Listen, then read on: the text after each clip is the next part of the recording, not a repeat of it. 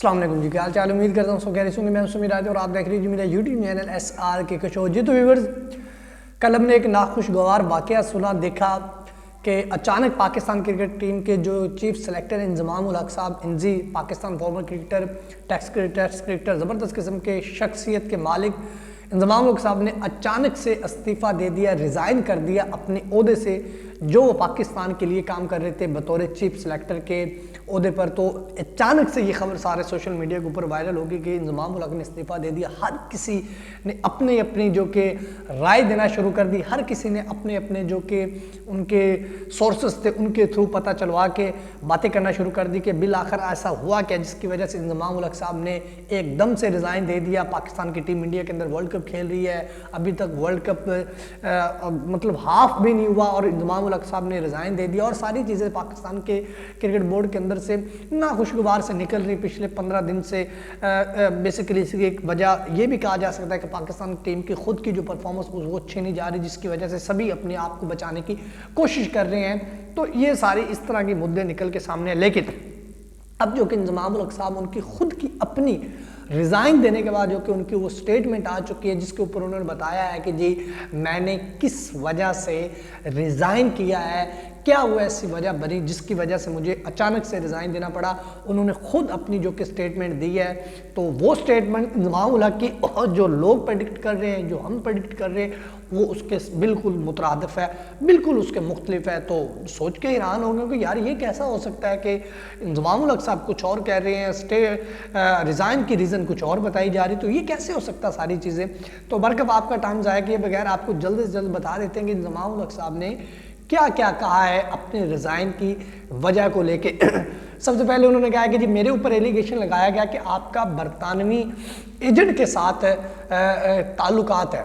इंजमाम उल हक साहब के ऊपर ये एलिगेशन लगाया गया बेसिकली PCB की तरफ से कि आपका बरतानवी जो एजेंट है उसके साथ साया कारपोरेशन कोई कंपनी है, उसके साथ आपके ताल्लुकात है और वो आपको जो भी करवाते हायर करवाते, जितनी मतलब कि जो काम वो आपका करवाते वही करवाते हैं।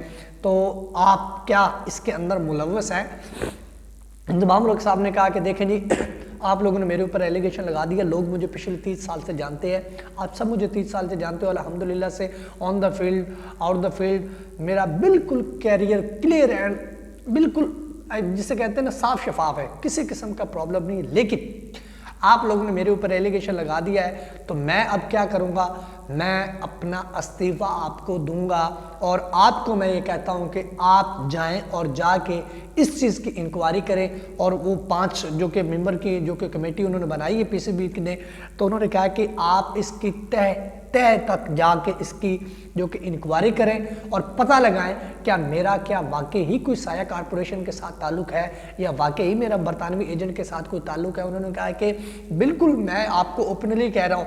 उसके बाद उन्होंने कहा कि आप जब कोई तहकीक कर लें, जब आपको कुछ ना कुछ चीज़ मिले तो मेरे पास आ जाना, मैं हर टाइम आपके लिए मौजूद। उन्होंने कहा कि देखिए जी साथ उन्होंने ये भी कहा कि मेरा PCB के साथ कोई झगड़ा नहीं हुआ, कोई मेरी नाराज़गी नहीं है। एक मैं हर्ट हुआ हूँ कि यार इस तरह की, मैं अल्हम्दुलिल्लाह से पिछले 30 साल से दुनिया मुझे जानती है और मैंने आज तक कोई इस तरह का काम नहीं किया और दुख हुआ है मुझे कि यार मेरे ऊपर इस किस्म का एलिगेशन लगाया है।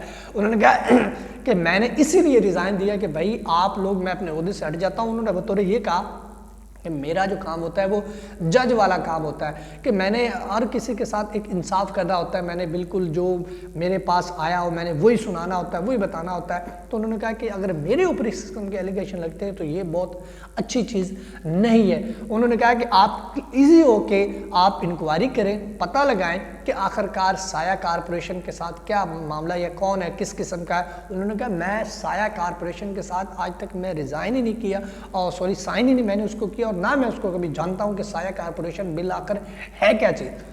उन्होंने कहा कि आप बिल्कुल इंक्वायरी करें। इंक्वायरी के बाद उन्होंने कहा कि मैं अवेलेबल हूं PCB के लिए, मेरी कोई नाराज़गी नहीं है। मुझे ज़ाती तौर पे उन्होंने कहा कि दुख हुआ कि जब मेरे ऊपर इस किस्म के एलिगेशन लगाए गए, तो उन्होंने कहा कि आप ये सारे मामला अपने हल करें, बरतानवी एजेंट का पता लगाएं कि आखिरकार वो है कौन।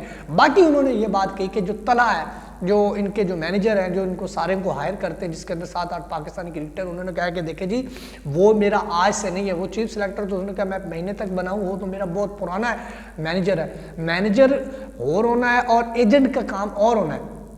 ठीक है ना। वो मैनेजर क्या होता है, असल में आपको बताता तो फ़र्क क्या है मैनेजर में। मैनेजर जो होता है वो इनको हायर करता है, मिसाल के तौर पे किसी एडवर्टाइजमेंट किसी चीज़ की करवानी होती है। मैं आपको मिसाल दे देता हूँ, किसी कंपनी की एडवर्टाइजमेंट करानी, मतलब Telenor company, Ufone company, jazz company, Coke की, बिस्कुट्स की, या जिस तरह ये पैंथर टायर वगैरह, ये वो जो मैनेजर होता है वो इनको हायर करता है, इनको बताता है कि भाईजान आपने इस कंपनी इसका ऐड करना है या फलां करना है, ढींग करना है, वो इस तरह की चीज़ें करता है, ठीक है ना। उसमें से वो अपना कुछ हिस्सा लेता, कुछ इनको देता, कुछ बीसीबी को देता, तो ये सारे मामला वो होता है। और जो एजेंट है जिसका साया कारपोरेशन के साथ इंजमाम उल हक साहब का ताल्लुक बताया जा रहा है, वो तो बरतानवी एजेंट है और साया कारपोरेशन है, उसके साथ लिंक जोड़ा जा रहा है कि वो उन कंपनियों के साथ जिनके मामलात हैं, ये है वो शेयर्स हैं। उन्होंने कहा कि मेरा तो इसके साथ कोई ताल्लुक ही नहीं, मेरा वो लेन देन ही नहीं है। तो भाई उन्होंने कहा ओपनली आप जो कि करवाएं इंक्वायरी, अगर आपको कुछ निकलता है उसमें से तो ठीक है, अदरवाइज मैं अल्हम्दुलिल्लाह से साफ शफाफ हूँ। तो ये असल रीज़न है जो इंजमाम उल हक साहब ने अपने मुंह से बकौल बताई है रिज़ाइन देने के फ़ौरन बाद। तो आपकी खिदमत में रख दी, आपका इसके हवाले से क्या रद्द अमल है वीडियो के आप कमेंट सेक्शन में बता सकते हैं। फिलहाल आप तक इतना वीडियो चलिए चैनल को लाजमी सब्सक्राइब कर लीजिए, वैल्यू मानना बोलूँ ताकि नहीं आने वाले वीडियो की नोटिफिकेशन सबसे पहले आपको मिल सके। ख्याल तब तक के लिए खुदा।